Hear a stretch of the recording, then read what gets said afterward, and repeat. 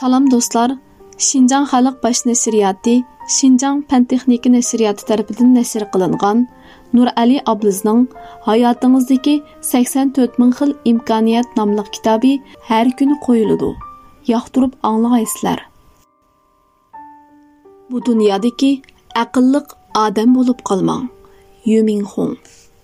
Alining bir yilingizdagi 8760 soat nomli kitobi nashr qilingandan keyin ikkimiz Çinhua Daşö'da yeni sarxillar, yeni rıgbatlar temisida suhbat o'tkazdik.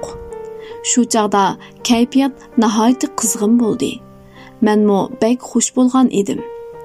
Hayotingizdagi 84 min xil imkoniyat nomli kitobi nashrdan chiqish oldida meningmi Ali bilan birlikda hayotimizdagi go'zal imkoniyatlar to'g'risida ko'pchilik bilan o'rtoqlashqum keldi. Bu bir qancha yil jarayonida Ali burunqi sal qaramroq yigitdan tamkin ham salmoq yigitga aylandi. Ammo dunyoni o'zgartirish ishtiyoqi qilchimi suslab qolmadi. U kashda bir narsa yemaydigan, kashda mayli soat nechigacha ishlasin, cho'qim sahar soat 6 da o'rnidan turib ketadigan odatni izchil davomlashtirib keldi. 2016-yili atiyozda Yaanda 10 kilometr yo'lni 2,5 soat mangduq.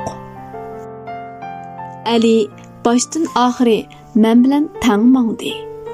Bumo sahar turishni, chiniqishni izchil davomlashtirganligining natijasi edi. U yana ochiqlanmaslikni, yo'liqqan har xil o'ng'izsizliklarga qoqshimasdan tamkinlik bilan to'g'ri muomala qilishni o'rgandi. Alining go'lligini nurg'un odam biladi. Universal san'at programmalariga ko'p qitim qatnashib, nurg'un qitim davlat ichi sirtidagi cho'ng tipdagi axborot e'lon qilish yig'inlariga riyosatchilik qilib, texmo nom chiqargandan keyinmi Shindongfangdagi o'qitish xizmatiga qilcha ta'sir yetkazmadi. Burunqidakla joy-joylarga berib leksiya so'zladi. Burunqidakla astoydil dars o'tdi. Soda ishi bilan taklif qilgan joylarga kamdan kam berib, ommaviy farovonlik turidagi xolis faoliyatlarga doim qatnashib turdi. Bir qancha ming yuan maosh oldigan chig'idan boshlabla kirimining xili ko'p qismini xayriyat ishlariga atab keldi. Bu odatini hozirgacha o'zgartmadi. Uchisidagi arzon pulliq ko'nglakni kiyayotganiga necha yillar bo'lib ketdi. 7-8 yilning oldida olgan so'mkasi yirtilib, bir narsa turmag'idek bo'lib ketgandila, ondan yangisini setib oldi. Ishlatayotgan xotira kompyutermi dadasidan qolgan bo'lib, ishlatayotganiga 7-8 yil bo'lib qoldi. Kalini ishlatib yashashni, oson pul tepishning ipini ma'lum chekka yetganda nurg'un odam biladi. Oson pul topadigan, tez nom chiqadigan ishlarni Ali biladi. Lekin qilmaydi. Navoda dunyoda qaysi yo'lda menish oson bo'lsa, shu yo'lda mangadigan odamlar bilan to'shib ketgan bo'lsa, turmushda cho'nqurlik degan narsa qolmagan bo'ladi. U o'zining prinsipi bo'yicha yuragini tinglab yashayotgan odam. Alining orzu qildig'ini oliyjanoblarcha pok yashab, utuq qozonishdan iborat. U zarlanmaydi. Tar yerda qistilishib talashmaydi. Yengadi, ammo hech kimni yiqitmaydi. U ish qiladi, qilayotgan ishini davomlashtiradi. Amaliyotda bu go'lliq emas, balki texmi kuchlik jasorat. Shu qadar yosh turibmi, yoshlikning havaslariga ezib ketmay, o'zini tutib olgan odamning kelgusi cho'qim texmi parlaq bo'ladi. U texmi cho'ng ishlarni vujudga chiqara oladi. Mingzi aytgan erkaklik xislatining yadrosi to'xtamay olg'a ilgirlashdir. Bundaq fazilatga ega odam uzoqcha to'xtamay olg'a ilgirlaydigan ma'naviy kuchga ega bo'ladi. Alining g'ururi kuchlik. Uningdagisi g'urur, takabburlik emas. Terishchan, oq ko'ngil, to'xtamay ilgirlash ruhiga, shundaqla ochiq fikrga ega bo'lish qatorliqlar jamiyatga tuhfa qo'shish orqali o'z qimmatini ishga oshiradigan odamlarning o'rtaq alohidliklari bo'lsa kerak. Ali murakkab dunyoning mehr muhabbatga to'lgan bir tarafini unutmay yashayotgan odam. Men uning falokat bosqanligi yoki uvalchilikqa uchirg'ini uchun biror qitim qaqshab boqqanini bilmayman. U yaxshilikni qiladi, yomonlik qilmaydi. Kurash to'g'ri yo'lini bo'ylab, to'xtamay energiya to'liqlab, nishonga qarab ilgirlash demakdir. Kurash qilayotgan odam o'tib ketgan ishlar uchun qayg'urib yurmaydi. Oldiga qarab mangadi, orqaga yonmaydi. Dunyoga amaliy ish qiladigan odamlar kerak. Talant va puxtalik hozirgi davrimizda kam bo'layotgan qimmatli boyliqdir. Bular Alida bor. Mening uni ma'naviyatga uzuq berguchi degim yo'q. Yoshlar hayotda yo'liqqan o'ngsizliklarga yengilib, ijtimoiy o'yin qoidasini o'zgartirish ishonchini yo'qotib qo'yayotgan mushundaq kunlarda ularga haqiqiy dunyoning qandoqligini hamda o'zidagi kuchga tayinib, adil kurash orqali g'alaba qozonishning yo'llarini ko'rsatib beradigan bir odamning bo'lgani albatta yaxshi ish. Ba'zi odamlarning dunyoga kelishi faqat o'zi rohat ko'rib o'tib ketish uchun emas. Qumliqqa qal'a selayotgan odam. Madon. Aql parasti bilan qaddi qomati bir gavdalashgan dunyoni o'zgartmoqchi bo'layotgan talva. 2014-yilning oxiridagi O'zgacha paranglar programmasining 1-fasllik mahir tanlash bosqichida programma guruhisidagilar Aliga ashundaq baho bergan. Ali zalga kiribla o'ziga ishongan holda bir qancha xil tilda zo'q-sho'q bilan so'zlab ketdi. Shuningdan ilgirki kechirmishlari va boshqa programmalardagi alohidliklardan qaraganda Ali bekli tuz bo'lg'achqa o'zgacha paranglar programmasiga faqatli mos kelmaydi. U 34 tillik vaqt boshqarish usulini tunishtirishga boshlaganda shuncha yosh bir yigitning har kuni yarim soat vaqtni oldin planlab olganligiga hayron bo'lib o'ltiratdim. Orqadan u badan qurilmasi va urug'lashdan iborat nozik temada so'zlashga boshlaganda dunyoda ajoyib odamlarning borligini cho'nqur his qildim. Men o'zimni o'zgacha bir odam deb o'ylayman. Boshqalarning qarashicha amaliyotga uyg'un kelmaydigan bir orzuyim bor. U bo'lsa-mu dunyoni o'zgartirish, mening ta'sirimda insonlar teg'imi kang qo'rsoq bo'lib ketsa, har xil mijoz, xarakterdagi odamlarni qabul qila oladigan, hammani bir tayoqda haydamaydigan bo'lib ketsa deyman. Boshqalar uningdan sen qandoq dunyo barpo qilmoqchi deb so'raganda, uning javobidan ideyasining o'z yeshidan xilala olqib ketganligini his qildim. Ichimda bek yaxshi bo'ldi. Bu yigitni yoqtirib qoldim deb o'yladim. Onda sonda birga tomoq yegan chaqlarda men uning texmo terishni, butun vujudi bilan ishlashni o'ylaydiganligini, nihoyatda samimiyligini, oq ko'ngilligini his qilatdim. Ikkimizning ko'rishimiz bizning fikr almashtirish so'rinimizga aylanib qolatdi. U doim kitob o'qishga munosabatli savollarni so'raydi. Kitob tavsiya qilishimni talab qiladi. Yiroqni o'ylaydi, navbatdagi ishlarni puxta qiladi.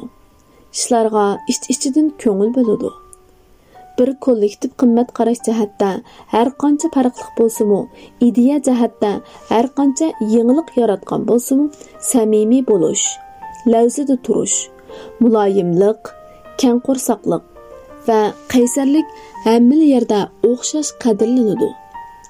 Ali o'zgacha paranglar programmasining yig'ilishlarida aloqa qilish, tashkillash qatorliq nurg'un xizmatlarni ustiga oldi.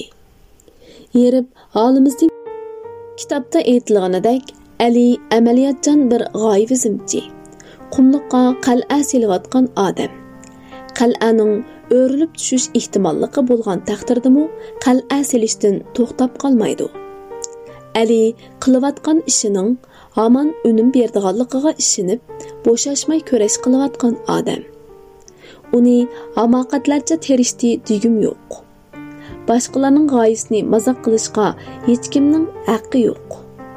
U faqat to'g'ri bo'lgan, qimmat qarashiga mos keladigan ishni foyda ziyon unum qo'g'lashmay qat'iy davomlashtirayotgan odam.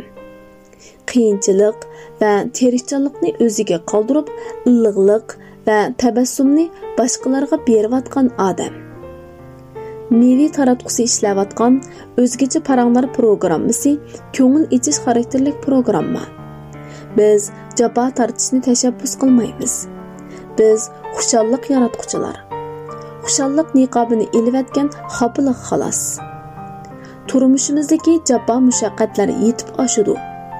Maqsadimiz kishilarni ancha-muncha kuldirib turish.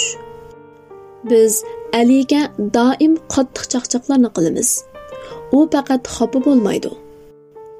Mijozingiz esil bo'lmasa, chaqchaq ko'tarishmi uncha oson emas. Ali nihoyatda muloyim, ammo jahilroq. Yana ozroq mag'rur taraflari bor. Ba'zida o'zini butunlay qo'yib etolmaydi. Kishilar uning vujudidan o'zi tushunmaydigan bir dunyoni ko'rishni o'ylaydi. Safa va adab yuzidan chandurmisimi, yuragining bir bulungida hech kimga ichib boqmagan joylarning borligini his qilg'ili bo'ladi. Har qanday odamning boshqalardan xoli bir dunyosi bo'ladi. Balkim uning dunyosini o'zgacha paranglar programmasining 4-bo'limida texmo ichkirlab tushuna olishimiz mumkin. Chaqchaq aql farosatning yuksakligida turadi. Ba'zi chaqchaqlar kishilarga azor berib qo'yadi. Alining chaqchaqlarining chek-chegarasi yo'q. Hech kimga azor bermaydi. Ba'zida bir jumla so'z ming eg'iz gap ketadi. Ba'zida bir jumla uchun ming eg'iz gap qilishga to'g'ri keladi. Ziyolining majburiyati boshqalar aniq deb berilmagan ishlarni ko'pchilik bilan qabul qila oladigan shaklda aytib berishdan iborat. Mevining mundaq bir shuar bor. Nutqning kuchiga ishining. Gap Aliga kelganda mundaq bir jumlani qo'shib qo'yg'im kelyapti. Samimiylikning kuchiga ishining. Kirish so'z yozishni faqatla yoqtirmaydim. Shunga Ali kirish so'z yozib berishimni birinchi qitim talab qilganda rad qilgan edim. Ammo bu qitim uning tirishchanligidan ta'sirlandim. 2 yillik ulfatchilik jarayonida uning qaysarligini, pishib yetilganini ko'rdim va uning bu kitobini tirishchanlik bilan taqdirini o'zgartirishni xohlaydigan texmi ko'p kishilarga tavsiya qilgum keldi. Bir chaqlarda bizningmi dunyoni o'zgartgimiz bor edi. Qayta taslim bo'lib, murassa qilib, oxiri voz kechib ketdik. Xavilning rostchilik bilan yashang deydigan gapi bor. Bu gapning to'g'riliqini ortiq munozara qilish ketmaydi. Oxirgacha tura olganlarla g'alaba qila oladi. Aliningmi o'ziga xos g'oyasi va nishoni bor.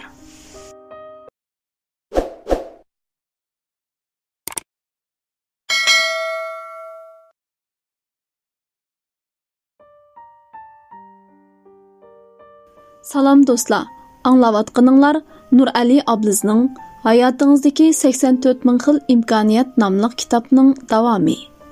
Yuksaklikka intiling. Kamchiliklaringizni e'tirof qiling. 2016-yili 7-oyning 3-kuni tushdan keyin yilda bir keladigan qimmatlik ta'til vaqtimdan foydalanib, Fransiyaning Nice shahridagi Zangar sohiliga dengizni ko'rgili bordim. Osmon ko'p-ko'k, dengiz zumraddek suzuk edi. Shu joyda yarim kun o'tgan kechganlarga qarab o'ltirib, ruhim tinchlandi. 10 kundan keyin men tushgan mehmonsaroyning yanida terrorlik voqeasi yuz berib, go'zal bir joy buzg'unchilikqa uchrab, mehmonsaroy vaqtliq panohlanish o'rniga aylandi. U chaqda men allaqachon vatanga qaytib kelib olgan edim. Baloyi afat tuyuqsiz keladi ekan. Jon to'limu ojiz ekan. Hayot yurgan har bir minutning qimmatini odam shundoq chaqda tunib yetadi ekan. Oldingi kitobim nashrdan chiqib, shuncha ko'p o'qirmanning muayyanlashtirishiga va mukofotlarga erisharman deb o'ylamagan edim. Yana texi ko'proq vaqt chiqarib, jahon ko'rish imkoniyatiga erishib, turli shaklda yashayotgan kishilar bilan uchrashish, har qaysi sohalarda o'z qimmatini ishga oshirayotgan do'stlar bilan tanishish fursatiga erishdim. Ularning orasida necha 100 millionlik qimmat yaratgan yosh korxonachi, shoir, 30 ga kirmay turib dehqonchilik mahsulotlari kasbida ro'naq topgan yigit, yana kompyuter o'yini sohasining dangliq mahirlari bor. Har xil odamlarni uchratdim. Turli yashash yo'llarini ko'rdim. Dabing birodar bir qitim ko'p manbalik hayot nazariyasini tilga elib, xo'shal yashashning 84 ming xil imkoniyati borligini aytgan edi. Haqiqatan hayotni bir tup daraxtga o'xshasak, navoda uning bir talla shexi bo'lsa, uningda ichilgan chechak yolg'iz ham ojiz bo'ladi. Hayot baxtlik yashashning cheksiz imkoniyatiga to'lgan. Mayli qaysi yo'lni tanlang, o'xshashlar qaltis yashag'ili bo'ladi. Muhimi, tanlab bo'lgandan keyin arsalda bo'lmay voyaga yetkazish kerak. Jo'tiyanvam mundaq deydi. Yiziqchilik qilayotganda har qanday qaytlanmas narsanimi qaytilg'ili bo'ladi. Adabiyot o'zini qutqizish uchun bo'lsa, yiziqchilik dunyoga iz qoldirish, o'zining dunyoga kelib ketganligiga isbot qoldirish uchundir. Mening vaqtni xotirlab mengishimmi, o'xshashla mavjudligimni isbotlash bilan billa boshqalarga yordam qilish. Men zamonimizdagi yoshlarga haqiqiy ilhom bera oladigan, ozuq bo'la oladigan, ularni o'ylanishga, yetaklay oladigan kitob yozib chiqishga tirishyapman. Yiziqchilikning jafosi kurash qilishning jafosiga o'xshaydi. Ba'zida huzurlanib ketasiz, ba'zida o'zingizdan gumonlanib qolasiz. Yig'lab ketay deb qolasiz. To'g'ri ifodalash usulini tepib bo'lguncha son-sanoqsiz qitim o'zgartisiz. Bu xuddi qayta xatolashib, oxiri to'g'ri yo'lni topganga o'xshaydi. O'zingizga tayinib kurash qilish, utuq qozonish yo'lida boshlanish nuqtasi bo'lmaydi. Oxirgi nuqtasini ko'rgili bo'lmasligi mumkin. Bir yilingizdagi 8760 soatning har bir soatida aniqsizlikqa yuzlanib turgan bo'lasiz. Sherikim mundaq deydi. Qalbingning mukammal bir posti bor. 90% muhabbat va illiqlikni boshqalarga berasan. 10% bo'shliqni o'zingga qoldirasan. Hech kim kirolmaydi. Hayotingizdagi 84 ming xil imkoniyat nomli bu kitobda hayotimda o'zimdan gumonlangan, o'zimni ojiz his qilgan chog'larimni tunji qitim e'tirof qildim. Cho'ng ishlarga duch kelganda men mujiddilashiman. Suvxonaga kirib birdan turib olaman. Hatto yondirib tasliq olaman. Ilgari leksiya so'zlagan chog'da yondirish to'g'risidagi gapni to'la ishlatatdim. Rost shundoq bo'ladi. Kechiktirilgan, aldangan chog'da meningmi ochiqim keladi. Eng yaqin odamlarimga chechilaman. G'ayratimni, savrchanligimni, muloyimligimni kasbimga, o'quvchilarimga va notanish odamlarga berib, yaqinlarimga, hamrohimga yetarli ko'ngil bilolmaganligimni o'ylab xijolatmi bo'laman. Qadrlik o'qirman. Sizlarning beshinglarga kelgan azob-uqubat, qaymoqush, mag'lubiyat va g'am-g'ussalar meningmi beshimga kelgan. Lekin har qanday bir odamning o'z kuchiga tayinib, o'zi arzu qilgan hayotga erisha oladiganligiga qat'iy ishonib keldim. Sizlarningmi ishonishinglarni umid qilaman. Ba'zi odamlar bir umr tor bir doiraga qopsilib yashaydi. Bosib chiqqudak jasorati bo'lmag'achqa chiqsammi, baribir g'alaba qila olmayman.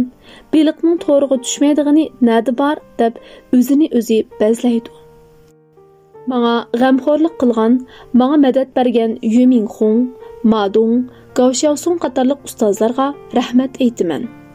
Manga ko'yingan, meni qo'llagan onamga, singlimga va mendan yordamini oymagan barliq do'stlarimga minnatdorligimni bildiraman. Bo'libmi sherikim Zhang Xiaoyunga ko'pdan ko'p rahmat. Biz bir-birimizni izchil qo'lladik, bir-birimizga izchil ishondik. Biz eng sap muvaffaqiyatni qo'g'lashdik. Erishganlarimizning hammasi o'zimizga tayinib terishganligimizning natijasi edi. Biz hamkorlashgan 2 yil jarayonida mening tanlagan yeziqchilik yo'limni hech kim qo'llamagan chaqda u menga boshdan oxiri yordam qildi. Madadkor bo'ldi. Kasbda yuksalish bosqichidagi eng qimmatli vaqtni mening utuq qozonishimga sarf qildi.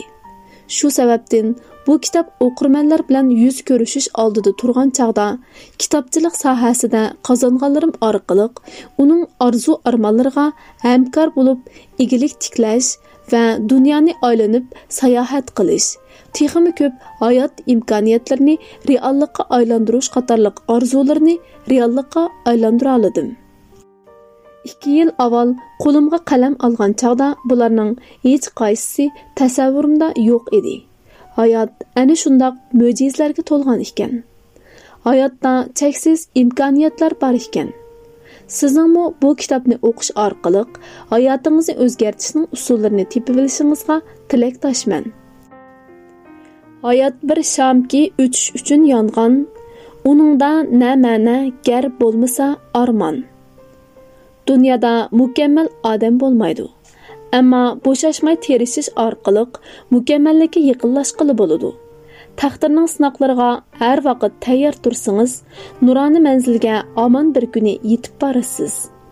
Yuksaklikka intilib yashang. Kamchiliklaringizni e'tirof qiling.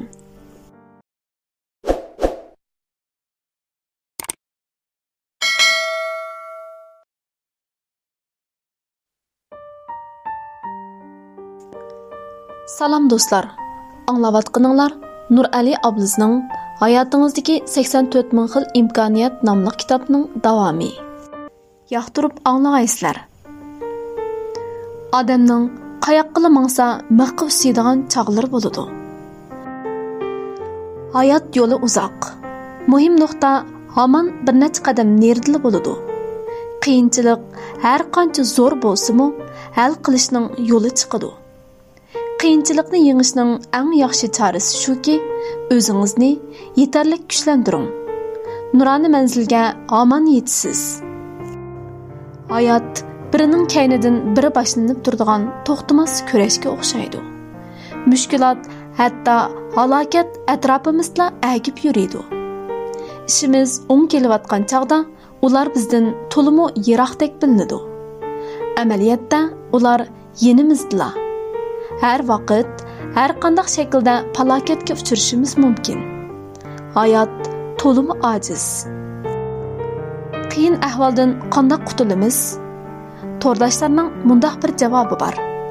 Bir necha qadam ortiq mengish orqali. Mundaqli qaraganda bu javobning oddiyligida bir xil uzluq bor. Azroq o'ylanib baqsaq, uningga bir xil e'tiqil bo'lmaydigan ochiq alam yo'shiringanligini his qila olamiz. Yoshlar qanday qiyin ahvollarda qoladi? Ommaboproq qilib aytganda, oliy maktab imtihonidan o'talmaslik, aspirantlikqa o'talmaslik, o'qish bitkizib xizmat topolmaslik, maoshning tuvanligidan uy ijarimi ololmaslik, uy setib ololmay to'y qilolmaslik, uzoq aralashgan muhabbatidan ayrilib ketish, xizmatdan tuyuqsiz ayrilib qelish, oilasida o'lim yetim yoki ig'ir kasal bo'lib qelish.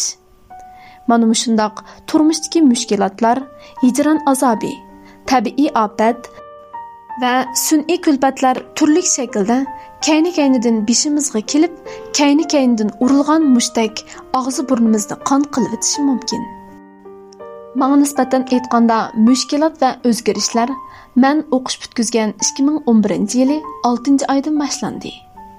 Darajadan tashqari notiq programmasi va oldingi kitobim 1 yilingizdagi 8760 soatda ashu qiyin kunlarni tilga elishdan saqlanolmagan bo'lsam-mu, bak ko'p so'zlab ketishdan, tafsilotlarni ayni chog'dagi qaymog'ish ichida tushkunlashgan holimni bayon qilishdan saqlangan edim. Balkim bugun ashu bir mezgillik o'tmishimga haqiqiy yuzlanib, yurak so'zlarimni aytib bera olishim mumkin. To'liq kursni putkizishga oz qolgan chaqda otam yezi puhralariga yo'l chirig'i o'rnatib berib o'tib, 20 yoshlar chamisidagi ikki mast yigitning motosiklet bilan so'qib o'tish sababli ig'ir yaralanib, doktorxonada qazo qildi. U texmi ko'p kishilarning yo'lini yo'ritmoqchi bo'lgan edi. Halbuki o'zi atisi chiqqan quyosh nuriga ulisha olmadi. Xizmatni qo'yib, o'qish bitkizish marosimini tashlab, otamning o'limini uzatish uchun nihoyat jiddiy Urumchiga qaytdim. Aeroplanda ketib o'zimni tutolmay qattiq yig'ladim. U mening eng oxirgi qitim yig'lishim bo'lib qoldi. Shuningdan keyin har qancha ig'ir kunga qolsam-mu, ko'zimdan tomchi yosh oqqizmadim. Otam oilamizning to'riki edi. U ketib, oilamiz kun-pay-kun bo'ldi. Men kichkina hujramga kirib olib, qancha kechalarni saharga o'ladim. Yosh to'kmadim, ammo yuragim yig'laydi. Ichimga oqqan ochiq yoshlarim yuragimni etishtiratdi. Tinolmay qolatdim. Bichora onamning yeshi qurimay, bir qancha kundala o'riqlab ketdi. Ba'zida kun bo'yi bir ig'iz gapmi qilmaydi. To'liq o'ttirg'i o'rlash imtihoniga tayyorlik qilayotgan singlim tashvish ichida azoblanayotgan turibmi, bir tarafdan onamga, yana bir tarafdan menga tasalli bermoqchi bo'ladi. U chaqdagi men bir kunda 12 soatdan ortiq xizmat qilib, oralla necha ming yuan maosh olatdim. Topgan pulimning 3dan beri uy ijorasiga ketib, Beyjonda turmushimni oralla qamdaytdim. 2 qitim ish o'rnidan qolgan, kasbda bir mag'lubiyatchi edim. Qiz do'stimni tashlab ketdi. Yenimda yiqinim qolmadi. Menga tasalli bergudek odami yo'q edi. Turlik chegish xiyollar ichida qaymoqib yuratdim. Kallamga birinchi bo'lib kelgani nimishqa degan savol bo'ldi. Uningdan keyin qanday qilaman? Umidsizlik nimishqa bizningni beshimizga keladi. Otam bir umr shaxsiyatsizlik bilan boshqalarga yordam qilgan tursa, nimishqa uni so'qib o'ldirib qo'ydi? Otam boshqalarga mehr muhabbat berib ekan, umid beg'ishlab ekan. Bizga kim berdi? Men Beyjingda urilib so'qilib, o'z jonimni boqolmay yursam, bichora onam bilan singlimga qanday qarayman? Hatto bir mahal hayotda menga behuda azob chekishdan boshqa hech narsa yo'qdek bilindi. Nishonimni yo'qotib qo'ydim. Ammo darhol onamning kesilini davolatmasam bo'lmaydi. Singlimning kayfiyatini turaqlashtirib, xotirjam qilishim kerak edi. Shuningdan keyingi uzoq bir mezgil ichida moddiy va ma'naviy jihatda ular faqat menga tayinatdi. Mendan boshqa yo'langidek odamim yo'q edi. Mening hal qilishimni kutib turgan bir qator qiyinchiliklar ko'z oldimdan ketmaydi. O'zimni elib qocholmaydim. Shuningdan keyingi kunlarimning qiyinchilik ichida, jafo mushaqqat ichida, turli besimlar ichida o'tadiganligini bilatdim. Zimmamdagi yukni o'zim yolg'iz ko'tarishga majbur edim. Butun dunyo qaynam tashqinliqqa to'lgan taqdirdimi, uning qaynam tashqinliqida mening haqqim yo'q edi. Hatto uy ijara olmoqchi bo'libmi, u da 5 qitim rad qilingandan keyin Jungwansanning ko'chalarida nishonsiz yurgan kechalarda, yenib turgan sonsiz chiroqlar ichida men uchun yiqilgan birimi yo'q edi. Odamning bir kechada pishib yetilishi tamoman mumkin. Ana shundoq uyqusiz kechalarning biri. Nurg'un ishlarni tushundim. Kelgusi planlarim va bu planlarni qanday ishga oshirishning yo'llari kallamda oydin bo'ldi. Nima qilishim kerakligini va qanday qilishim kerakligini bildim. Shuningdan e'tiboran o'lim va ko'rimga samimiylik bilan yuzlandim. Qo'rqinishdan qutuldim. Shuningdan e'tiboran o'zimni bir kunmi maylimga qo'yib etmadim. O'zimga eng qattiq talab qo'yib, boshqalarga eng zo'r darajada kang qo'rsoq bo'ldim. Qiyinchilik meni tovladi. Navoda eng mushkul ahvolda yashayotgan bo'lsangiz, qo'rqmang, g'uduqmang. O'zingizni bir qadam va bir qadamdan tovlasangiz, ishonamanki, sizmi menga o'xshash butunlay yangi o'zingizga aylana olasiz. Birinchi, qiyinchilikqa to'g'ri qarang, g'uduqib ketmang. eng cho'ng qo'rqinch dal qo'rqinishning o'zi. Ma'lum bir programmada yetakchi Bill bir to'p cho'lponlarni dalaga paqa tutqili elib chiqadi. Paqadan nihoyatda qo'rqadigan bir ayol cho'lpon oxiri g'ayratga kelib bir paqani kappida tutib shu an to'rxaltiga tashlaydi. Bill uningga mundoq deydi: "Uningga tikilib qarang. Siz eng o'ch ko'radigan odamlarni ko'z oldingizga keltiring. Uni shularga o'xshating. Shu chaqda qo'rqmaysiz. Ko'nglingizdagi qo'rqinishni to'rxaltiga cho'rib tashlang. Mana bu jasorat g'alaba qilguvchilarning siri." Atam tugab ketgandan keyin beshimga kelgan qiyinchiliklardan o'zimni qochirgan vaqtim dal mening eng bearam bo'lgan chog'larim edi. Ko'nglimdagi qo'rqinchni cho'rib tashlash niyatiga kelib, qo'limga qog'oz qalam ilib, qilishga tegishli ishlarni bir-birlab yozishga boshlaganimda, ichimdagi qo'rqinchning asta-asta yo'qolishga boshlaganligini his qildim. Hech bo'lmaganda kelgusi bir qancha yil ichida qiladigan ishlarimni oilam uchun, jamiyat uchun qanday yaxshilanishlarni akilalaydiganligimni oydinlashtirib oldim. Judolikqa duchor bo'lganda shunday qildik. Turmushda turli umidsizliklarga duch kelganda ham shunday qilamiz. Gofi mundoq deydi: "Dunyoda falokatga uchrab turamiz. Shunga hushyor bo'lishimiz kerak.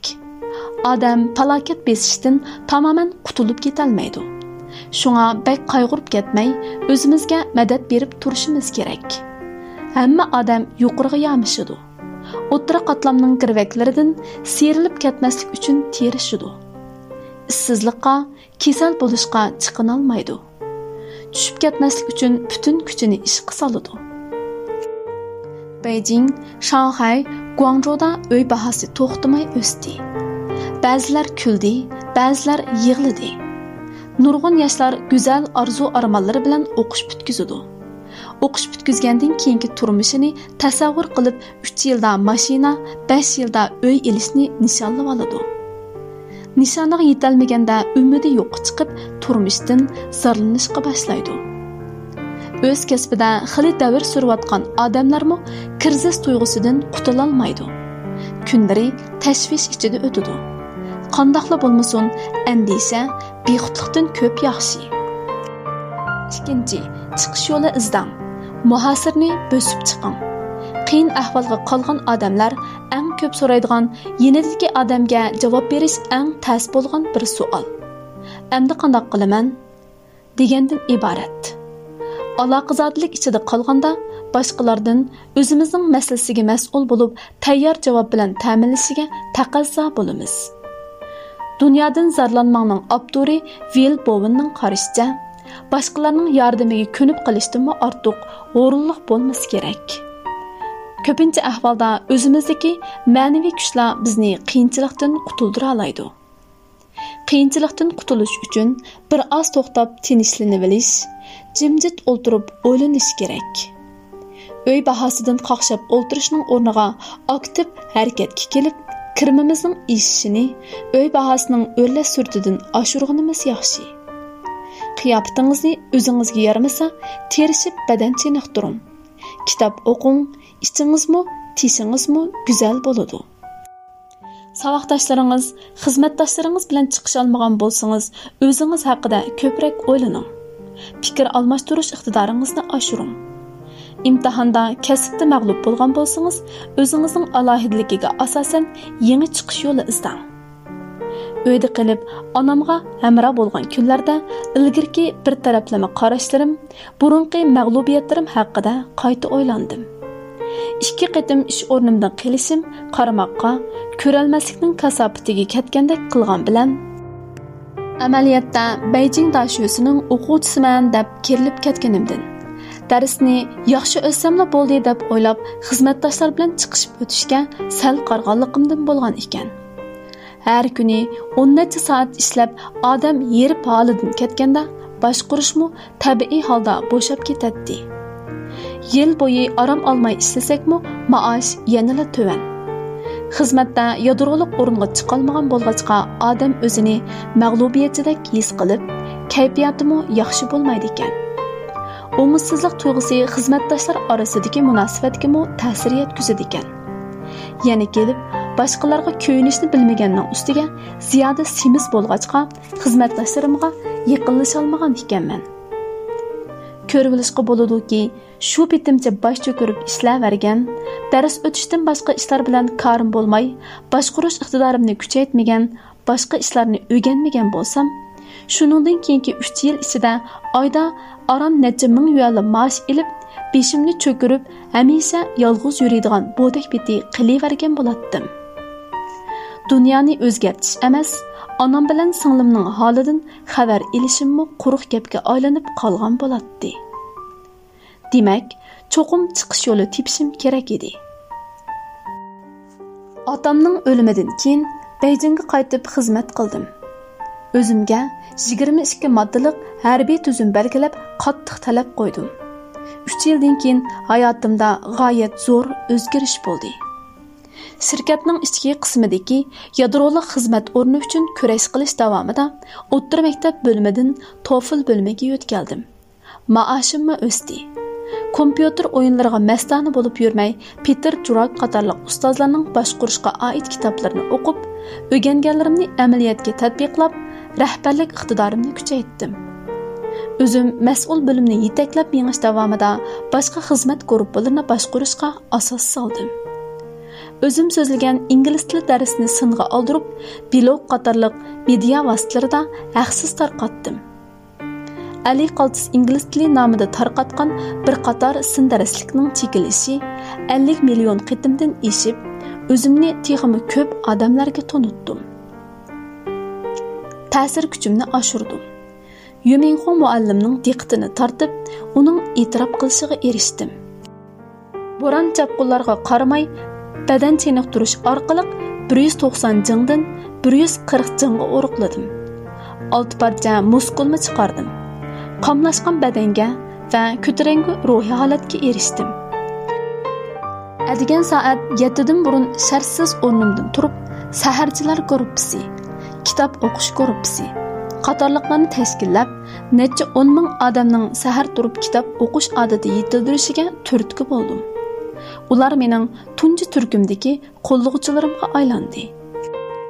Nutuq, leksiya iqtidorimni nuqtaliq cheniqtirib, xanzucha, inglizcha qo'sh tilda riyosatchilik qilish qatorliq saviyamni o'stirdim.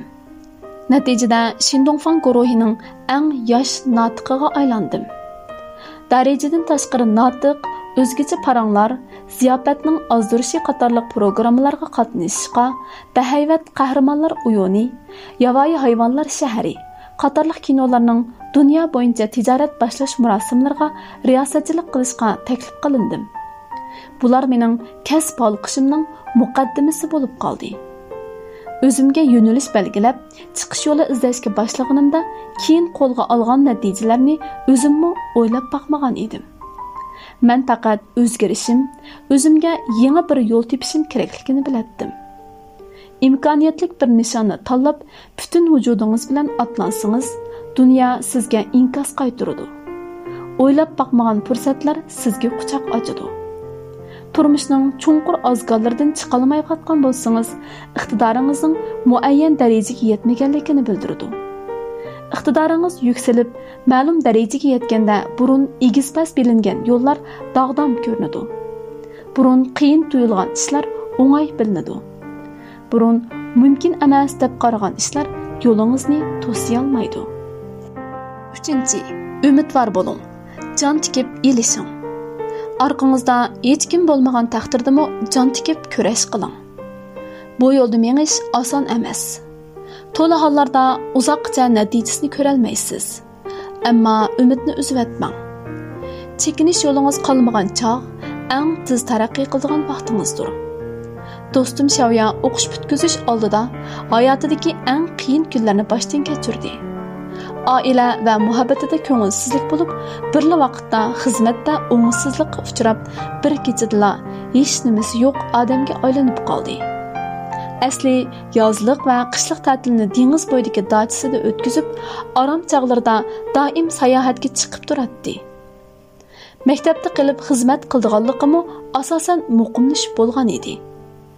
әмділі оқыш бүткізген чağda tuyuqsiz özgürüş болып, onunğa tayyor bo'lgan xizmat o'rniga boshqalar saplendi.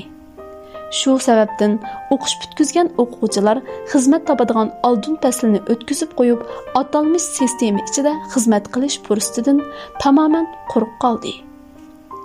Amalsiz qolgan Xiaoya o'zi o'ylabmi boqmagan bir xizmatni qilishga majbur bo'lib, 900 yuan maosh bilan yolg'iz kurashga otlandi. Hech qanday yo'lanchiki bo'lmagan bir qiz har turli ishlarga parvo qilmay, notanish sohada ishni noldan boshladi. Ehtimal bu markaziy shaharda yolg'iz kurash qilayotgan yoshlarning o'rtaq sarguzashtisi bo'lishi kerak. Maosh to'van, qalam haqqi oz.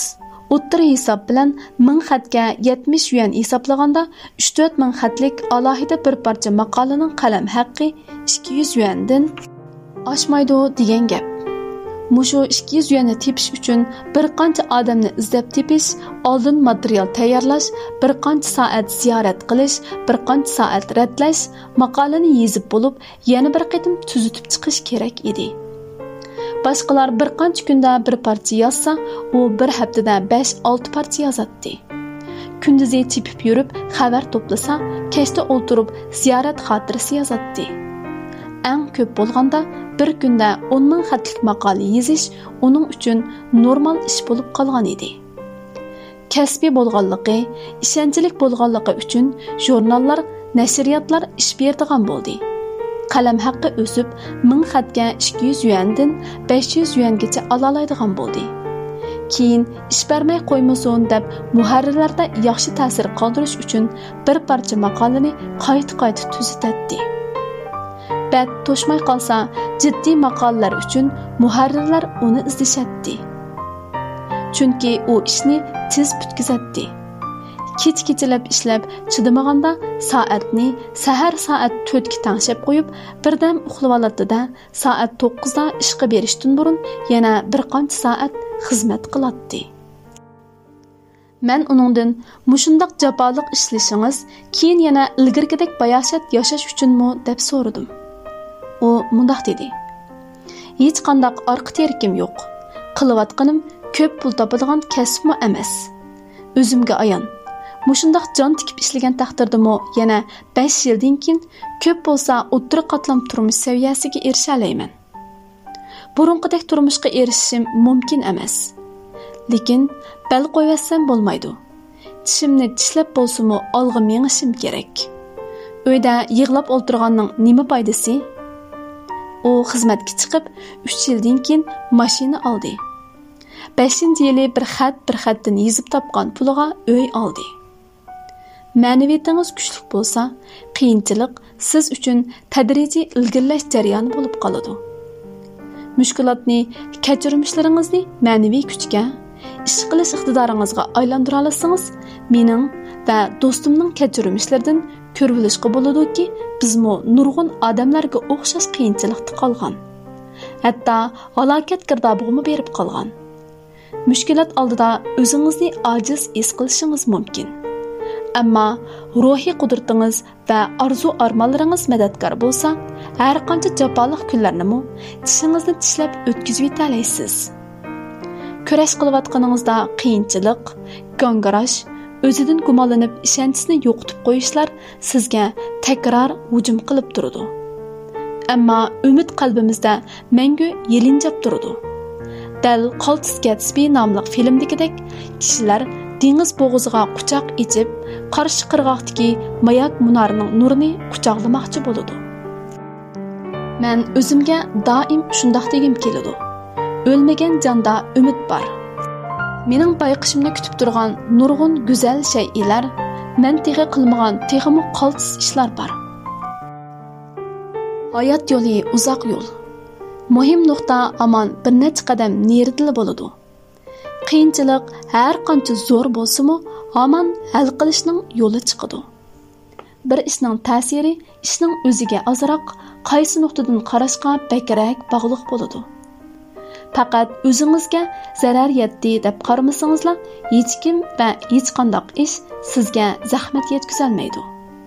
Qiyinchilikni yengishning eng yaxshi chorasi shuki, o'zingizni yetarli kuchlantiring. nurani manzilga omon yetisiz.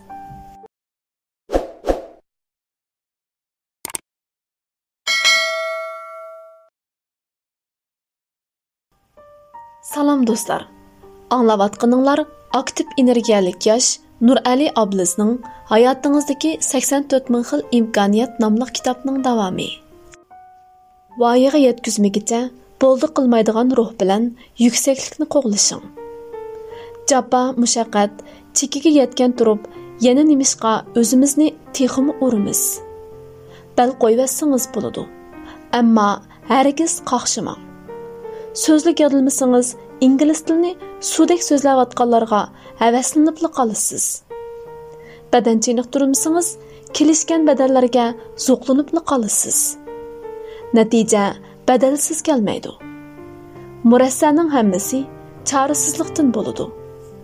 Ammo e'tirof qilmay bo'lmaydi-ki, texmi ko'p narsalarga erishgimiz bor. Texmi go'zal kelgusiga intilimiz. Texmi yaxshi yashashga imkoniyatingiz bor turib, baldur bal qo'yayotganingiz uchun pushaymon qilg'uchi bo'lib qolmang. Yu Minghong Harvard dashodagi doklad yig'inida B4 ruh bilan B5ning ishini qilish fikrini o'ttirg'a qo'ygan edi.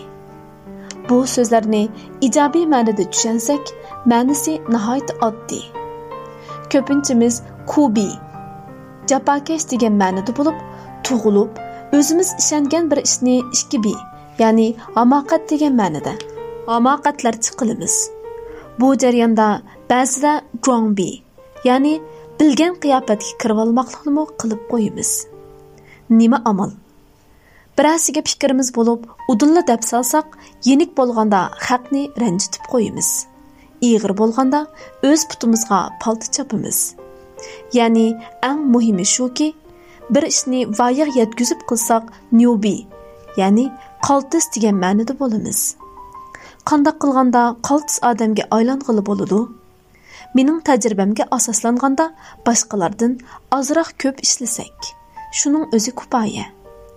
Har yili mamlakatning har qaysi joylarida 1-200 maydon leksiya so'zlayman.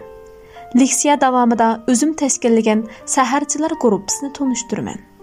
Her kuni adigan soat 7dan burun o'rnidan turib, uda 21 kun blogida yo'qlimdan o'tganlarning hammasiga o'z yenimdan pul chiqarib sovg'at beraman. Buni anglagandan keyin anglag'uvchilar dastlabda hayron qoladi. Orqadan chavaq chaladi. Ular balkim o'z ko'nglida bu so'ltak saqmidi? Mush yerda o'tirgan 10 ming odamning hammasiga sovg'at beradigan bo'lsa, biroqla vayron bo'lmamdi deganlarni o'ylaydi. Lekin menga ayon, shu chaqning o'zida cho'qim atigan turman deb va'da berganlardan oxirgacha davomlashtira oladiganini 1% ga yetmaydi. Leksiyaning atsi blogimga kirdiganlarning soni shiddat bilan oshadi. Chunki shu kuni leksiya anglaganlar bas-basda blogimga kirdi. Bir kun sahar turish bek oson. Atsimi kirdiganlar yermiga bormaydi. 3-kuniga borganda sanoqliqli odam qoladi. Mushu bir qancha yildan beri mushu bir turdila 300 ming yuanlik sovg'at tarqatdim. Sahar turishning foydasi ko'pchilikka ayon. Buning uchun moddiy asos ketmaydi. Faqat iroda va o'zini tizginlash kuchi bo'lsa kifoya edi. Ammo nemishqa ko'p qism odamlar qilolmaydi. Faqat baldur uxlab sahar turishli emas, boshqa ishlardimi o'xshash. Har qitim chiniqish uyga kirganimda teriner menga oksigensiz may parchalash harakati qildirdi. U menga doim 40-50 kilogramni 2 qitim ko'tarish oson. Yuqori bilakning 2 boshliq muskulni chiniqtirish eng tez deydi. 35 qadoqliq gantilni 6 qitim, 30 qadoqliqni 8 qitim, 25 qadoqliqni 10 qitim, 20 qadoqliqni 12 qitim ko'taramiz. Eng tez keldigini 15 qadoqliq gantilni 15 qitim ko'tarish. Eng tez keldigini eng oxirgi halqa yerib holingiz qolmagan chaqdimi davomlashtirishingiz kerak. Men ternerdan so'radim. Eğirni kötürgendikin bolmadı-mı? Nemisqa daim yerip bağlım qalmaganda eng yengillerini kötürgülü salısız? Terner mundaq dedi. Muskul chiqarman desang mushundaq cheniqishing kerak. Mana bu haqiqiy cheniqish deymiz. Bar kuchingni chiqargandila ondan muskul taraqqiy qila oladi. Eng oxirda bel qo'yvatsang, boshqa qilganlaringning hammasi nolga tang. Munavvar bo'lish bo'lolmasligingiz, boshqalar aram elayotganda oxirgi ashu bir qancha minutga bardoshlik berish, berolmasligingizga, normadan ortiq ashu 1 minutlik jafoga chidamasligingizga bog'liq. Shindonfangdagi xizmatimdan boshqa oliy maktablar va tashkilotlar leksiyaga taklif qilib turadi. İmkan qadar baraman. Ko'pincha hollarda o'quvchilar uyushmasidagilar alohida qizg'in bo'lib, faoliyatning ahamiyatini tushuntirishga, samimiyatini bildirishga tirishadi. Ba'zilar uda bir qancha oy to'xtamay uchur yo'llaydi. Ammo faoliyat oxirlashgandan keyin rahmat aytadigan va faoliyat davomida tortilgan suratlarni avatadiganlar bek oz. Gerçi her qitim naq maydonda singa oldigan bo'lsa-mu, ularni kamdan-kam topshirib olaman. Bir qitim muxbir do'stimning taklifi bilan boshqa shaharga leksiya so'zligiga bordim. Maydonda kayfiyat nihoyat qizg'in bo'ldi. Naq maydonda 3 kamera suratga elayotgan bo'lib, televiziya stansiyasining ziyorat programmasiga o'xshab qoladi. Әтсі yuqori saviyada tortilgan necha 10 parcha rasm va yarim soatlik sin topshirib oldim. 3-chi kuni astoydillik bilan kirishtirilib, muqaddima qo'shilgan 20 minutlik sinni avatdi. Men uningdan bu faoliyatdan bir tiyin pul topmadim, yana texi tonishlarni izlab yurib, kasbiy suratga olg'uchi, kirishtirguchi chaqiribsan. Nimishqa shunday qilasan deb so'radim. Gerçi mukammal degil bo'lmasa-mu, faoliyat har holda muvaffaqiyatli bo'lgan edi. U mundaq dedi: "Tanlıq shaxslar va aziz mehmonlarning hammasi bizga ishonganligi va bizni qo'llaganligi uchun o'z yenidan pul chiqarib keldi. Ular moddiy manfaat qo'g'lashmadi. Faqat o'quvchilar bilan fikr almashtirishni o'ylaganligi uchun bizdan bir tiyin olmadi. Ularning go'zal aslama qoldirishiga yordam qilish orqali ularga javob qaytargan bo'ldik. Shuna qilgandila yaxshi ta'sirat qoldirib, ahamiyatli aloqani saqlab qolg'ili. Ular bilan xo'shal-xo'ram hamkorlashqili bo'ladi. Har qanday ishda avarishlikdan qo'rqmaydigan, texmi ko'proq ishlaydigan mushundaq yaxshi odatni qanday yetildirding?" deb so'radim uningdan. O'zimni boshqalarning o'rniga qo'yib o'yladim, dedi u tushuntirib. Elxat sanduqiga har kuni har qaysi nashriyotlarning bozor tijorati muharrirlaridan necha 10 parcha elxat topshirib oldi ekan. Ular yangi kitob uchurlarini, kitob xabarlari va tonishtirishlarni avatadi ekan. Material bo'xchisi kitobning xabar qimmati bor yo'qligini bilishning muhim vositasi. Har bir kitobning qimmati o'xshamaydi. Ba'zilari kitob uchirib berishga mos keladi, ba'zilari kitob xabar yozishga mos keladi. Yana ba'zi kitoblarni tonishtirish uchun avtorni ziyorat qilishga to'g'ri keladi. Bularni ahvolga qarab tayyorlasak bo'ladi. Ammo kitobning muqovasi, avtorning surati, kitobning qisqacha mazmuni qatorliq uchurlar kam bo'lsa bo'lmaydi. Yana ba'zida kitobga parcha, taqriz qatorliqlarmi kerak bo'ladi. Ciddi lazım bo'lganda bozor tijorati muharrirlik xat yozsangiz, ko'pincha vaqtida javob ola olmaysiz. Uningga kelgan xatlarning ba'zilarining vaqti o'tib ketib, kerak bo'lganda topqili bo'lmaydi ekan. Ba'zilar hujjatni zishlashtirib saqlab qo'ygan bo'lg'achqa, kitob yaxshimi emasmi, bir-birlab ichib ko'rgandan keyinla bilgili bo'ldi ekan. Yana ba'zilar qo'shimcha hujjatga ayrim belgi selib qo'yib, kerak bo'lganda birdan tushirdi ekan. Bir qancha muharrir uningda cho'nqur ta'sir qoldiribdi. Xatning mavzusini nihoyatda aniq yozadi ekan. Kitobning qisqacha mazmunini berdi ekan. Xabarda gavdalantirishga muvofiq nuqtalarga belgi selib qo'ydi ekan. Ondan ko'p ishlatadigan hujjatlarni tizib, eng oxirida zishlashtirilgan shaklni qo'shib avatadi ekan. Hamma uchurlarni tafsiliy berilgachga kerakliklarini tanlab tushirib olsa bo'ldi ekan. Mana mushunchalik ishni ortiq qilib qo'yganligi uchun uning ish unumi nihoyatda yuqori bo'ladi ekan. Agar siz xo'jayin bo'lsangiz, xizmatchi qabul qilishda qaysi xildagi xodimlarni oldin o'ylashgan bo'lardingiz. Bu yil 4-oyda Planetlar aro urush 2 nomli o'yinning Shanxayda o'tkazilgan xalqaro musobaqasiga riyosatchilik qildim. Menmo bir o'yin mastanisi. Hamrohim musobaqaga kelgan kasbiy mahirlarga shunchalik havas qilib ketadi. Demisimi ular o'yin o'ynab pul topadi. Yana bir tarafdan Jungolik mahirlarning qandoqli qilsa Yevropalik mahirlarni yengilmaganligi bizni o'ylantirib qo'ydi. O'yin bir qancha kun davomlashatdi. Orliqdagi orom vaqtida orqa sahnaga orom olg'il chiqatdim. Qarasam, Jungolik mahirlar paranglashib o'tirganda Yevropalik mahirlar orom vaqtini qo'ldan bermay mashq qilyotdi. Qachonli qarasangiz ularning astoydil mashq qilayotganligini ko'rasiz. Yana texi bir qitim o'tkazgan savallikini qayta sodir qilmaslik uchun tafsiliy xotira qoldiradi. Planetlar aro urush 2 turida koreyalik mahirlarning mahorati eng ustun ekan. Ular xalqarodagi Cho'lpon komanda bilan 24 maydon musobaqa o'ynab, 20 maydon utdi, aran 4 maydon uttirdi. Musobaqadan keyin har qaysi davlatlardan kelgan mahirlar bilan birga tamoq yedik. Koreyalik mahirlar ziyofat vaqtida musobaqada ketkizib qo'ygan joylardan yakun chiqarib o'ltirdi. Badan chiniqtirganda bir qancha rat ortiq mashq qilish orqali chiniqish unumini texmi oshirg'ili bo'ladi. Har kuni boshqalardan ozroq bo'lsa-mu baldir turgan odam texmi ko'p vaqtga erishadi. O'ziga bo'lgan ishonchi eshib xo'shal yuralaydi. Asta-asta o'z taqdirini belgilash huquqini o'z qo'liga ola oladi. Xizmatda hamkorlashuvchingizni ko'zda tutib, muvofiq loyiha ishlatsangiz, ular sizni texmi hurmat qiladigan, sizga texmi ishonadigan bo'ladi. Sizmi puxta qadam bilan ilgariy olaysiz. Hatta o'yin o'ynagandimi bir qancha qo'l ortiq mashq qilsangiz, oxirgi yenguchiga aylanishingiz mumkin.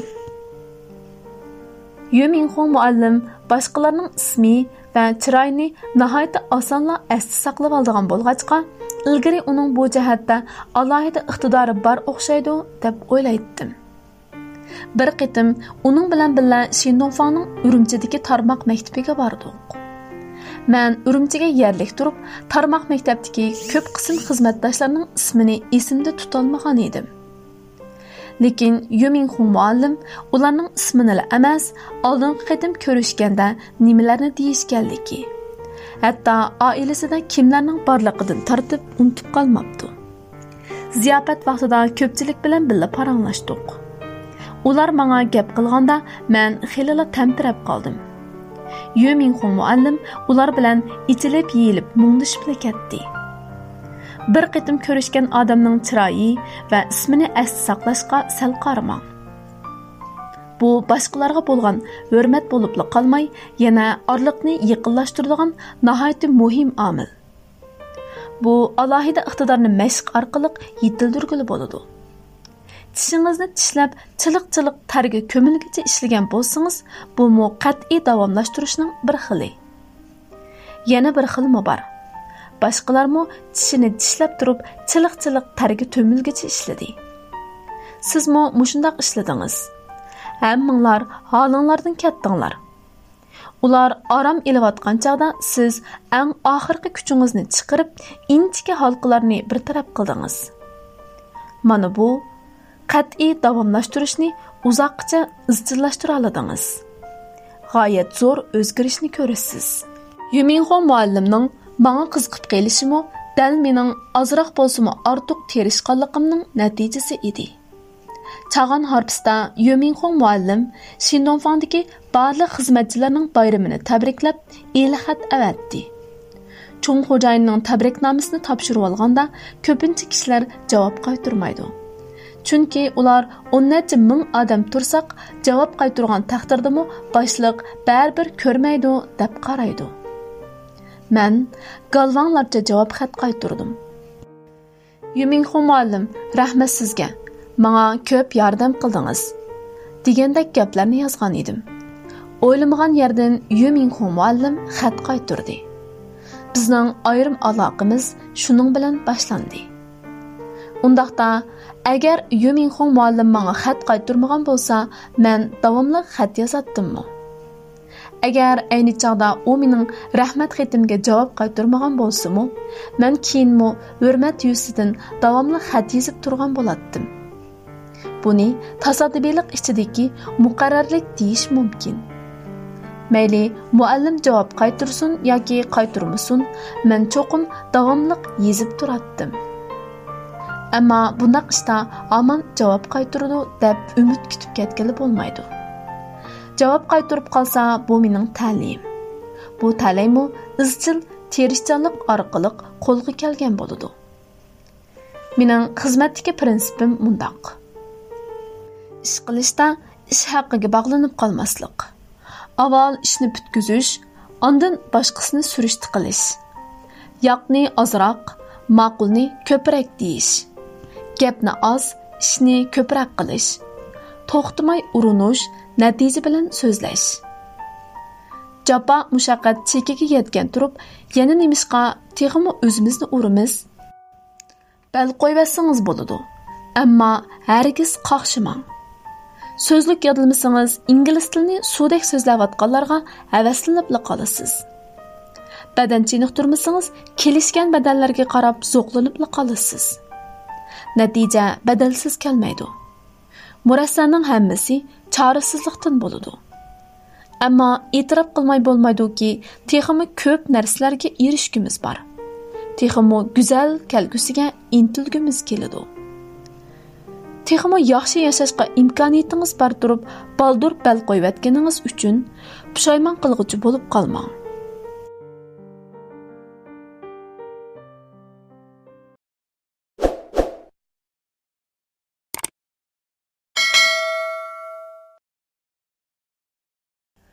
Agashkuchilar mangu oldida mangolmaydi. O'zingizning tor sahnasi bilan cheklanib qolsangiz, dunyoning haqiqiy markaziga hargiz bora olmaysiz. Biz dunyoning sirtida turgan odamlar emas. O'xshash bir yo'lning bo'yida turgan odamlarmi emas. Biz ko'chaning o'ttirida turib bu davrni ko'zlayotgan va odamlar to'piga qitilishga har zamon tayyor turgan odamlardirmiz. Menmo ko'p qism kishilarga o'xshashla Madongni eng dastlab markaziy kanalning riyosatchilarga jang e'lon qilish nomli programmasi orqali tonigan. Bu programma ayni vaqtda qanchalik qizigan desangiz, so'zlashga tayinib, hayotning yuksak cho'qqisiga chiqishni o'ylaydigan yoshlarning hammasi degudek aman bir kuni mushu programmaga chiqqan mahirlarning biriga aylanishni orzu qiladi. Ammo Madongning "Uvol bo'ldi desangmi, qoyil bo'lmasangmi mayli" degan tipik bir jumla so'zidan qo'rqatdi. U chaqlarda televiziya riyosatchilari shuhrat topatdi. Er riyosatchilar egiz bo'y, qamlashgan, ayol riyosatchilar chiroyli bo'ladi. Madongni tunji qitim ko'rganda cho'chib ketdim. Mushu chiroy turqi bilan markaziy televiziya kanalda riyosatchi bo'la olgan bo'lsa, ajoyib qoltis iqtidor bor o'xshaydi deb o'yladim. Darvaqa shundoq ekan. U mo'l bilimi va notiqligiga tayinib, haqiqiy riyosatchilarning eng yaxshisiga aylangan ekan. Keyin u programma to'xtab qilib, toki men o'zgacha paranglar nomli programmaga ezib-tezib qatnashib qolganga qadar Madongmu hammamizning ko'zidan g'oyib bo'lgan edi. Boshqalarning tavsiyasi bilan bu programmaga qatnashqili tamshalgan chaqda ular menga bu nihoyatda astoydillik talab qiladigan keskin munozara programmasi Madong o'rinlashtirgan degan edi. Men ko'nglimda bu programma menga toza tushgudak deb o'yladim. Chunki men keskin munozirni yaxshi ko'ratdim. Uning ustiga Madong muallimdek ig'ir besiq odam naq maydonda bo'lsa, programmaning xarakteri texmo kapolatga ega bo'ladi. 2014-yili 10-oyda O'zgacha paranglar programmasining 100 tirani tanlash imtihoniga kirsam, Madong muallim Shotlandiyacha ko'nglik, qora xurum oyoq, oq ranglik uzun paypoq kiyib o'ltiribdi.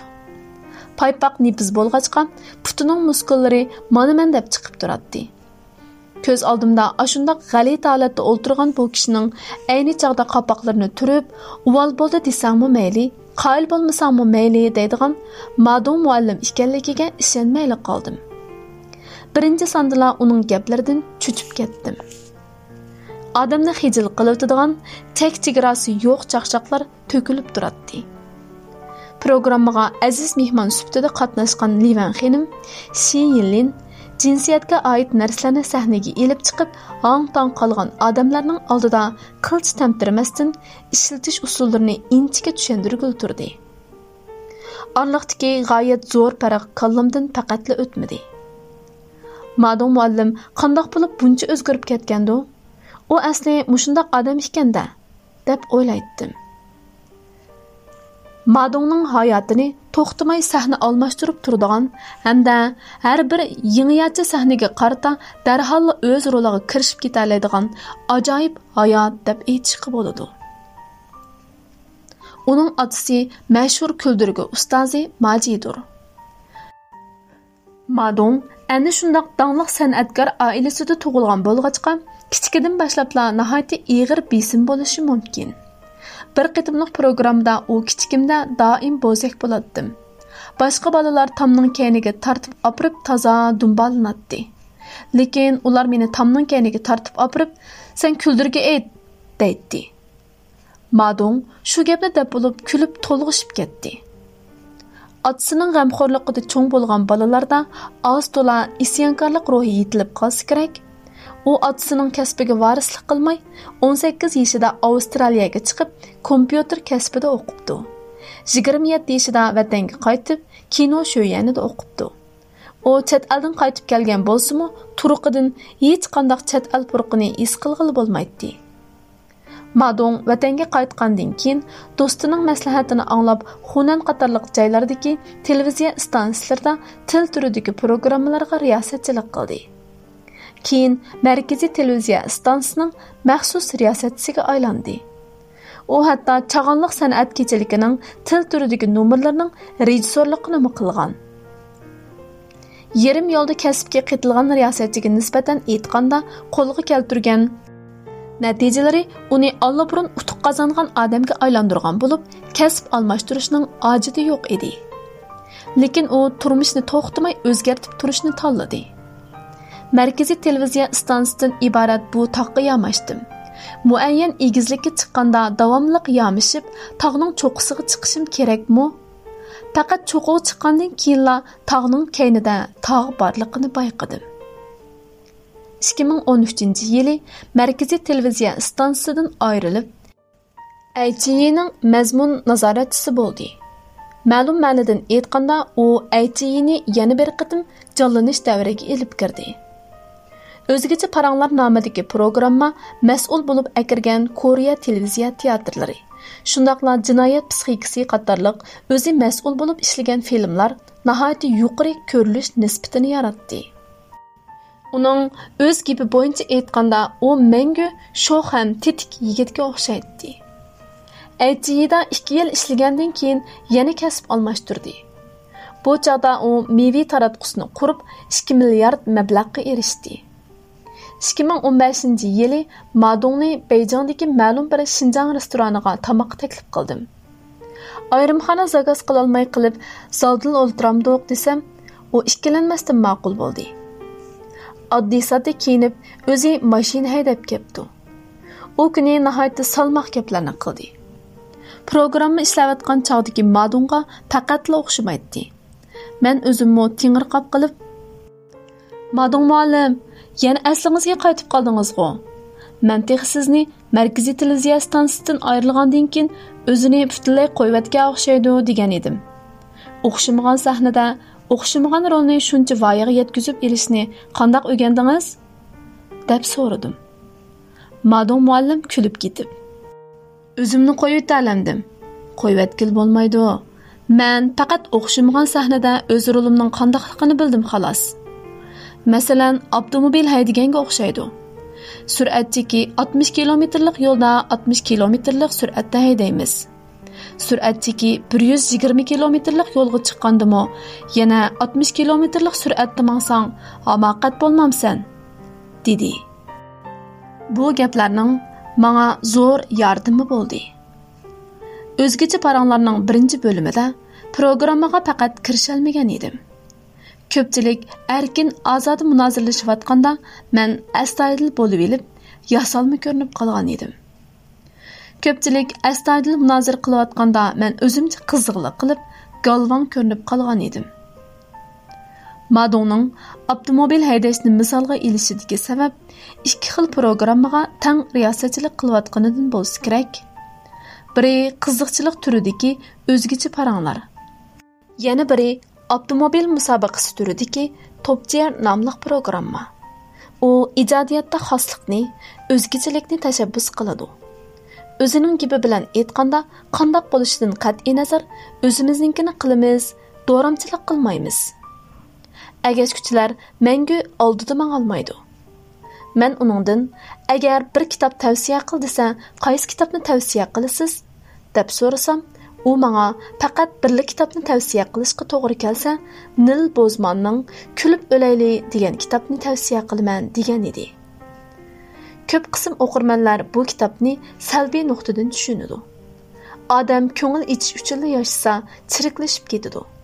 Uningdan ko'ra kitob o'qiyli, lekin Madonning qarashicha, bu insoniyatning tabiiy taraqqiyot jarayoni. Qayg'urish behuda. İnsanning tabiiyatiga bo'ysunib, diqqatni yuksak darajada tortishning yangi usullarini topib chiqishimiz kerak. Uning qarashicha, Kulib o'layli degan bu kitobda basmachilik madaniyati bilan televiziya madaniyati o'rtasidagi o'tkinchi davr so'zlanibdi. Buningga agishibla aloqa to'g'ri davri yetib keldi. Ehtimol uning markaziy televiziya stansiyasidan chekinib chiqib, aloqa to'g'ri sohasiga kirishining sababi shu bo'lsa kerak. Darvaqa o'zgacha paranglar faqat aloqa to'g'rida tarqaladigan tunji universal san'at programmasi edi. Uning bu qadar g'albilik bo'lishini hech kim o'ylab baqmagan. Madon hayot sahnasidagi har qitimliq yangi rolga nihoyat tez kirishib qolmay, kayfiyati va pozitsiyasini dal vaqtida tangshiyalaydi. Ba'zi yangi qatnashganlar programmaning xarakterini to'g'ri egallay olmay, qiziqchilik qilish uchun qiziqchilik qilib, chaqchaqni chekdan oshirib yetib qoladi. Bundaq chaqda boshqalar moslashish yuzidan tang kulib qo'ydi. Lekin Madon muvaffaq so'z qistirib, programmani iziq silib turdi. Har qitim programma boshlanish bilan Madon jo'shqin kayfiyat ichida e'lon so'zini o'qib chiqadi. Programma oxirlashish bosqichiga kirib, munozara avjiga chiqqan chog'da munozaraga qaytiladi. Da boshliqdan a'zoga o'zgarib, munozara temasiga butunlay yangi bir nuqtadan kirib keladi. Masalan, avomning satchilikka qolganlarni tillashi to'g'rimi degan temada munozirlashganda, ko'pchilikning diqqati butunlay degudek dongliq cho'lponlarga markazlashib, munozara axloqni cho'rdigan holda davomlashayotgan bo'lsa, Madon o'ttirg'i chiqibla olimlarning ko'chirmakashligi, siyosiy yo'llarning nomuvofiq qarorlarini tema doirasiga elib kirdi-da, munozara mazmunini texmi cho'nqirlatdi. Taraf-tarafdan adolat yoqiladigan munoziraning oxirida kimning to'g'ri, kimning xatoligi haqida aniq bir yakun chiqarilmasligi mumkin. Hech bo'lmaganda har kim o'z fikrini o'ttirg'a qo'ya oladi. Bir hazilkashdan biroqla masalaning mohiyatini texmi cho'nqur tafakkur nuqtasidan ko'zlayotgan odamga o'zgarishning nimadan derak berdiganligi uning ko'ngliga ayon. Ya'ni kelib u qaysi vaqtda qanday shaklda o'ttirg'a chiqishni biladi. Haqiqiy o'zgarish iqtidori boshqalarning nima deyishiga parvo qilmaslik bilan boshqalarning ko'nglini ayash o'ttirsidagi tangpungliqni tepishda. Qisqasi, hissiy bo'linmaga bog'liq. Hayotda mundaq cho'ng 3 erkinlik bor. Vaqt erkinligi, moliya erkinligi, rol erkinligi. Aniqki, Madon rol erkinligiga bakrak ahamiyat berdi. Biz faqat birlik etim yashaymiz. odam har xil rollarni elib beqish orqali o'z qalbidagi baxtiyorlik tuyg'usini kuchaytira olishi mumkin. Mashhur kuldirgichining o'g'lining chet elga chiqib kompyuter o'rganishi, vatanga qaytib kelib cho'ng televiziya stansiyalarida riyosatchilik qilishi, ondan rejissorga aylanishi, nopozliq sahnadan voz kechib o'sish bosqichidagi sin to'rbetiga kelib aloqa to'ri programmasi ishlab zo'r ta'sir qo'zg'ishi, ondan egilik tiklashni tanlashi. Bularning hammasi Madongning to'xtamay o'zgarish ichida turayotganligini, hayotini bir xillik ichida o'tkazishni xohlamaydiganligini bildiradi. Ammo ko'pchilik aytgandek, bu o'zini tutib ololmay qolgan ish emas. Aniqki, nopozliq supidan yenib chiqibla o'zini butunlay qo'yayotgan ishmi yo'q. U faqat ishning mohiyatini ko'rib yetib, hal qilishning eng ilg'or chorasini tanlab olgan. U o'xshamagan sahnada shuningga munosabatlik eng yaxshi tarafini namoyon qilish kerakligini biladi. Nurg'un qitimliq o'zgarish amaliyotda bir tuz siziqni bo'ylab to'xtamay sakrash, mazmun va shaklning yip-yangi qiyofatini izlash, kasbda yangi bir yuksaklikka o'rlash jarayonidan iborat bo'lib, bu xil o'rlash yili ham davomlashyotadi. O'zingizning tarix sahnasi bilan cheklanib qolsangiz, dunyoning haqiqiy markaziga hargiz bora olmaysiz. Biz dunyoning sirtida turgan odamlar emas. O'xshash bir yo'lning bo'yida turgan odamlarmi emas. Biz ko'chaning o'ttirida turib, bu davrni ko'zlayotgan va odamlar to'piga qaytilishga har zamon tayyor turgan odamlardirmiz.